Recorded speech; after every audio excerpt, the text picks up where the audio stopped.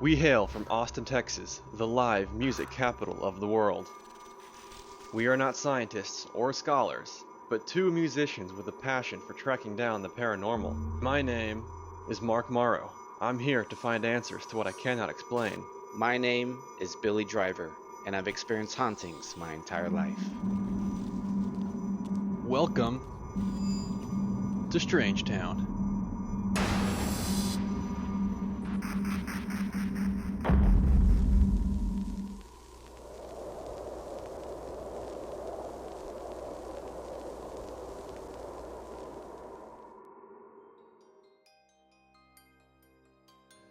It is the holiday season, one of the most joyous times of the year. Christmas spirit is in the air, and so are the spirits that are locked inside the house of a family residing in the small town of Manor, Texas. Manor is located just northeast of Austin, Texas. The area was founded in 1832 by James B. Manor, who was also later responsible for bringing the Texas Central Railway through town. This railway helped establish the town of Manor as a major shipping point for its thriving fields of long staple cotton, with as many as 18,000 bales being shipped annually, helped Manor become incorporated as a town in March of 1913. We make our way through the historic downtown area, where the buildings are still reminiscent of its early history. We approach the quiet subdivision and reach our location. Inside the house, Leslie, her daughter Bailey, and son Cooper are waiting patiently for our arrival. Well, we moved here in 2004. The house was brand new. There were only a couple here, and pretty much all around us was stilts. So no one's been here but us. My husband said when Bailey was littler, she used to talk to. There was a little girl that would go into the room. 3 or 4 of my friends and then his roommate have all seen this little girl. My uncle's boyfriend and Cooper have all seen her. And about a week or 2 weeks ago, I was watching TV and I heard the piano just play. It's not a song, it's just like hitting a key. This piano's played itself. It's been playing an A note. My mom said she heard this one, but that's what I heard. I heard, not what they both heard. It wasn't like that. It kind of sounded like someone sat down at the piano and were just like fiddling with the keys, like barely tapping them, and I about freaked out. A lot of things happen. It doesn't matter if it's nighttime, daytime, it's whenever. We are first led upstairs to Cooper's room for another strange tale. This is Cooper's room, and it used to be Bailey's room when we first moved in. Okay. From what I've heard from my stepson was there's the girl with the blonde hair and the old nightgown. When he was in here sleeping, she had gotten on the bed, or he had seen her get on the bed with him. And I think she's been seen in this room a few times. I was laying on my bed and I had Zoe and my other dog Riley with me. And they were just laying with me. And they started barking at the closet. And then I went over to the window if there was nobody out there. And I went into the closet and she was there, but I slammed the door really quick and then went downstairs. He invited a bunch of our friends over, and they were all sitting on the bed, and one of the friends brought a Ouija board over, and they wanted to talk to the girl, and so they started playing it, and they said as they were playing it, weird stuff was starting to happen, so they all just got really scared, and then they threw the Ouija board in the closet, and then they just went downstairs, and that was the end of that. But she's been seen 2 other times. Cooper saw her by the bathroom, and then my brother's friend Matt saw her in the room that we're getting ready to go into, sitting on the bed like this, and he ran downstairs and didn't want to come back upstairs. They take us to the guest room and tell us about a sinister encounter.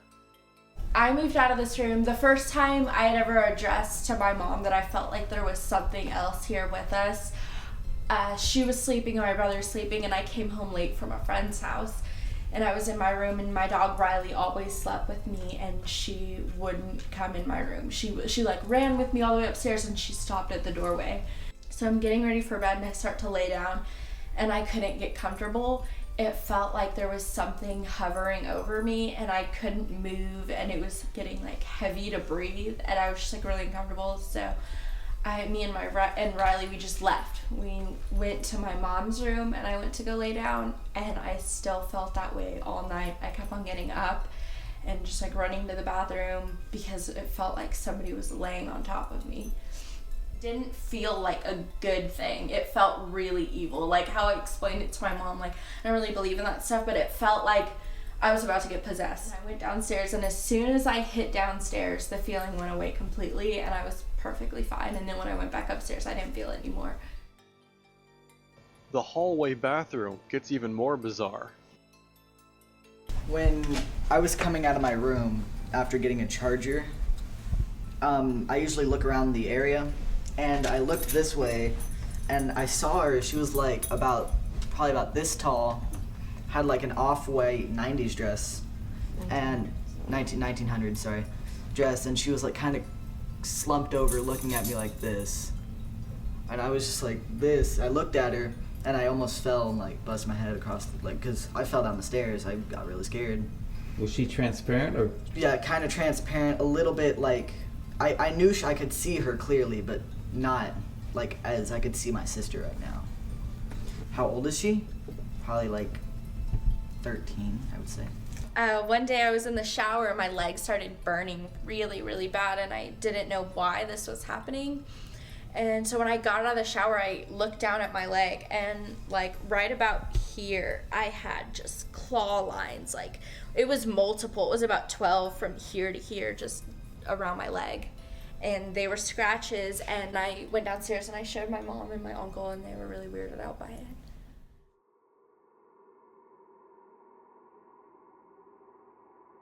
As dusk surrounds us, we get ready for our night's investigation. We strategically set up our DVR cameras to continually capture the areas that we cannot see. Alright, so we just got the DVR camera set up. We got all of our wires run. We've got all of our cameras in position. We've got camera 1 here. It's in the living room on the piano. And if the key's pressed, we'll see it. Camera 2, we got looking down the hallway. It'll allow us to see Cooper's bedroom, the entrance into the guest bedroom, and the entrance to Bailey's room. We'll see if the girl will appear, because they've seen a girl standing in that doorway before. Camera 3, we've got covered in Cooper's room, where he has opened up the closet before and seen a girl standing there in a Victorian dress. That's also the same room where they used the Ouija board, and it started to move on its own. Finally, on camera 4, we've got it in the guest room. This is where Bailey used to sleep. It's also where one night in the middle of the night, she felt a heaviness on her chest, almost like she's being possessed, and she went downstairs. It all went away. It's also the bedroom she was sleeping in, where she woke up with scratches all up and down her leg. We've got all of our cameras rolling, and we're going to get our investigation here started shortly. Billy and I are ready to track down the unknown. We hit the lights and enter darkness. There's the piano room. We're going to do a quick EMF sweep. EMF detectors measure electromagnetic energy, which ghosts are thought to emit. No spikes are detected. Okay, we're going to do a spirit box session and see if we can communicate with whoever is playing this piano. And what this does, it scans the radio waves and emits a white noise in between the signals, which supposedly a spirit can communicate with in white noise in real time. We capture this orb flying into my head. Orbs are hovering translucent spheres of light, thought to be one of the many forms that a spirit can take. How old are you? EVPs, or electronic voice phenomenon, are the sounds of disembodied voices captured by recording equipment. How old are you? When the audio is slowed down, you can clearly hear a voice say 13. Is this the teenage girl that Cooper previously described? Did you die on this land?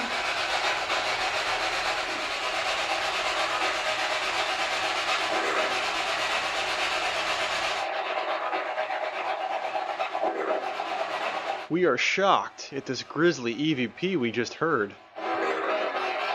To whom is this voice referring to? Here we are in Cooper's room. This is where there was a story of the time when he opened up his closet and suddenly there was the little girl standing there with the white dress and the blonde hair, about the height of his shoulders, just standing there in the doorway, staring into him. And of course, he slammed the door and he ran out of here. We've heard that you scratch people. Can you scratch one of us? Let's make it a challenge. Let's see if you can scratch one of us before the night's over.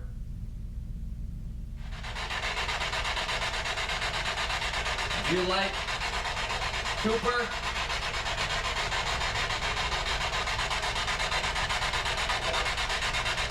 Can you say hello?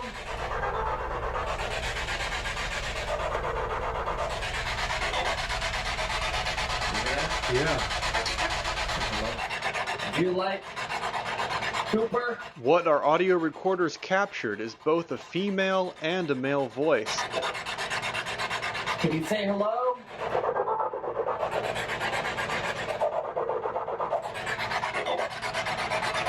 You there? Yeah. Hello. Yeah. Hello.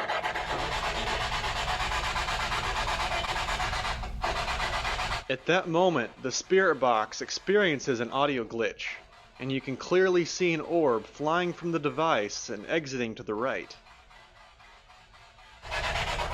Tell us your name. How did you die?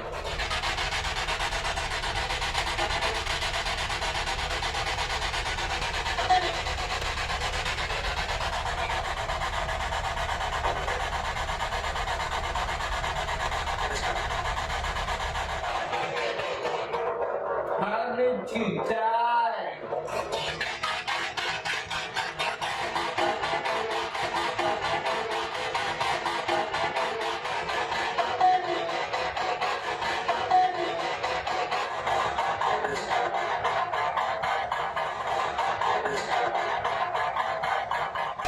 Did you used to live in this land?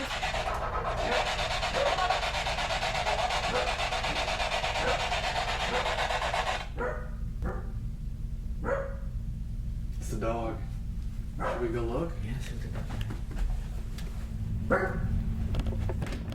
Did their dog Riley see something we just heard? Was this disembodied male voice a warning that some other female entity has arrived?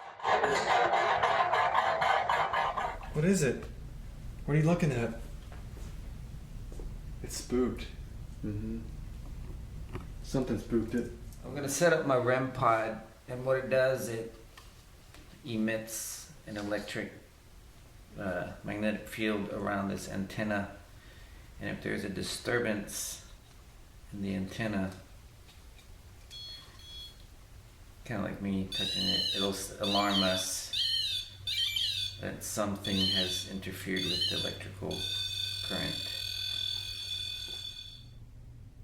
As Billy sits in the piano room to conduct his own investigation, I monitored the DVR cameras alone in the other room, or so I thought.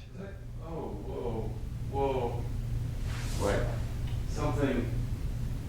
Something Female voice in here. What? Female voice in here. Right behind me.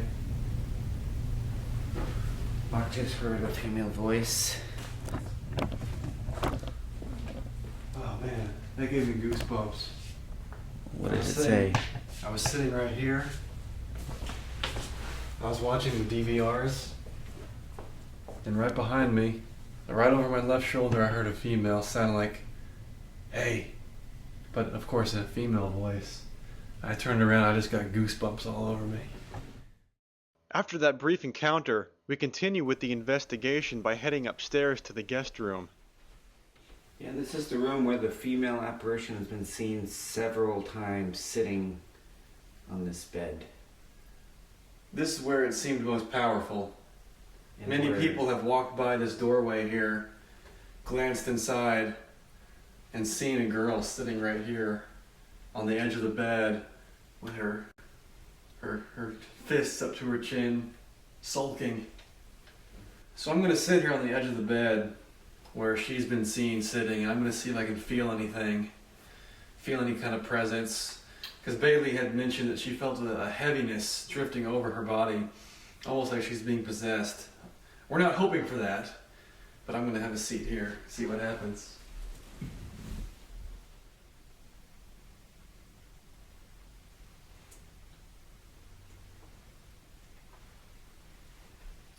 Shortly after sitting on the bed, you can see an orb fly towards me, and a very strange blinking anomaly gliding above the door. Muster up whatever energy you have. Do something physical to us. Make a noise. You've got to let us know that you're here. Otherwise, we don't have anything to tell the kind family that lives here anything about you.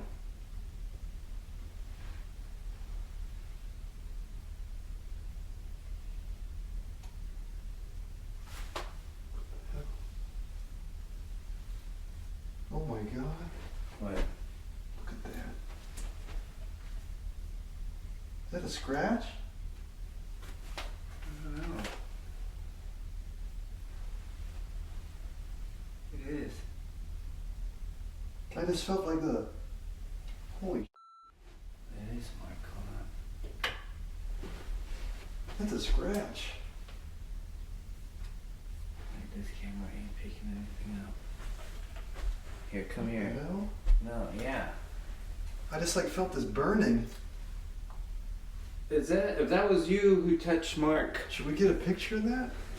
Yeah, here. Let me document that. Mark just felt a burning sensation. I asked for something physical to happen. And I got these scratches here. Looks like there's 2 of them. And it drew blood too. That was quick. So Mark just asked to be physically touched, and he felt a burning sensation on his side, I'm shaking. and there Oh, are man. scratch marks on him. Something got my attention. Ooh. Man. Let me get a better picture of that. Is there somebody in here who scratched Mark? Are you in here with us now? I asked the spirits to make their presence known, and they did not let us down. I was physically attacked, and what remains are claw marks of an unknown and possibly sinister energy that was able to reach out from a realm not of this earth, and do so with enough force to draw blood. Oh man. I'm gonna turn on my REM pod.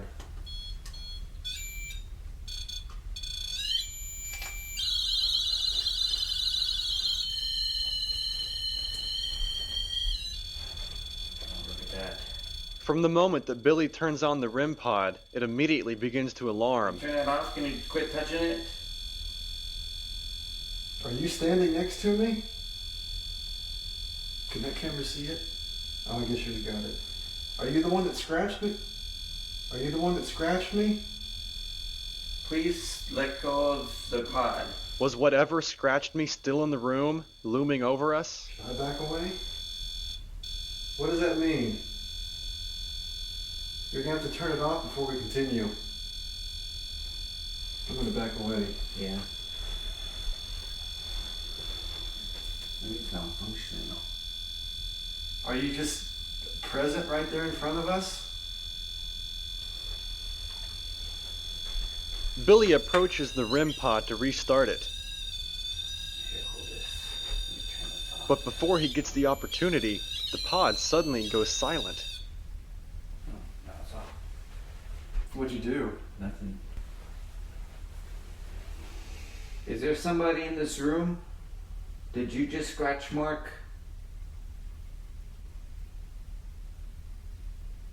Or did you use up all your energy?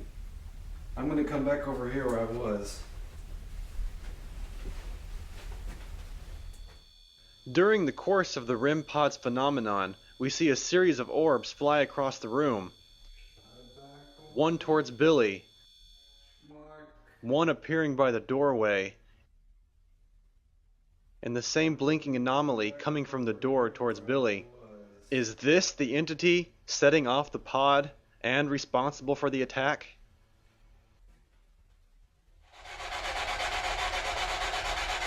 Are you aware that they played with a Ouija board years ago?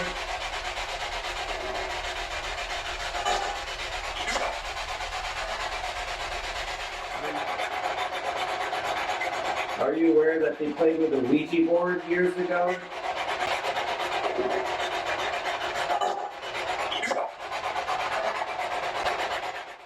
We are beginning to speculate the Ouija board may have something to do with the activity in the home, possibly opening a doorway that was once closed. Was this spirit confirming the activity? Having investigated late into the night, we decide to pack up our gear and wrap up the night's work. Having not collected any firm answers during our investigation, we visited the county clerk's office to search for this land's property deeds. Even though we traced the ownership of the land all the way back to 1905, one sale in particular caught our attention. Elizabeth Lovelace, who was a farmer's wife, sold this property to her stepson, A.B. Glenn, in 1932. We also visited the Manor library and found this article on a murder that made national news in 1899. However, there was no written location of where the murder happened, except that it was on farmland in Manor. Did we catch the residual energy of the murderers right before this heinous crime was committed? We invited a local clairvoyant to the house, in hopes of finding answers. Well, we've told you nothing about this place, right? You've never been here before. This is your first time here. I didn't know anything about this property or the house or what it looked like. You did actually give me the address and some names of the inhabitants, but that's actually what I requested. So All right. No, you didn't tell me anything what had happened here, who, what, where, why. No. All right. Well, let's go inside and see what it is you can pick up here. All right, sounds good.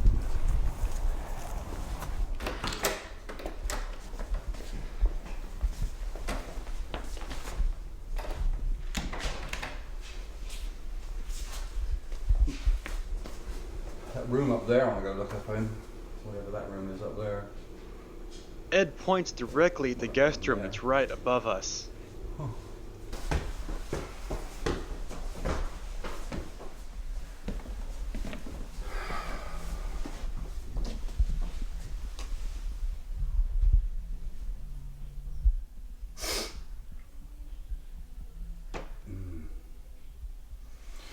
Well, it's pretty dense in here, whatever's going on in here.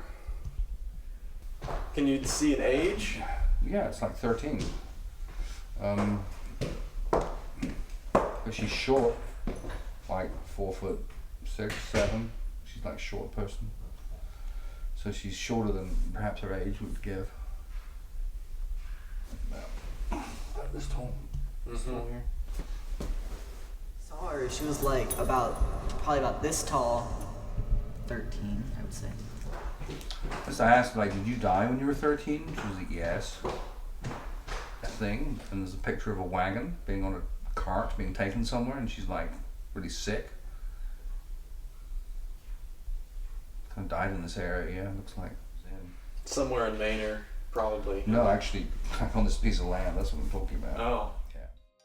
A member of the Glenn family had a daughter, Beulah May Glenn, who died at 13 years old in 1912 from complications of typhoid fever. Is this her voice saying hello? Is she the little girl who has been spotted numerous times by multiple people? And who keeps playing the A note on the piano? Is this unsettled soul cluing the residents that her name begins with an A, and that Annie died from an apparent suicide? There are no records to back up this claim, since during the plantation era, not all records were kept. We've heard that you scratch people. Can you scratch one of us? Let's make it a challenge.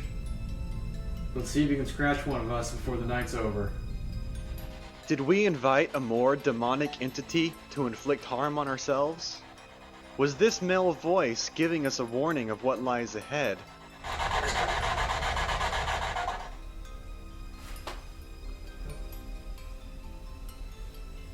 Oh my god. What? Look at that. Is that a scratch? Are these scratches from something not of this earth? We were brought here to investigate a newly built home, and what we experienced was a night proven to be unholy during a joyous season. Whatever wandering entities roam this land have invited themselves to live in this home. Whether they were invited by the power of a Ouija board, or simply remnant souls inhabiting the area. Regardless of the cause, it is clear that these rooms are plagued by an unknown presence that has the ability to wreak havoc on the living. Until next time, happy haunting.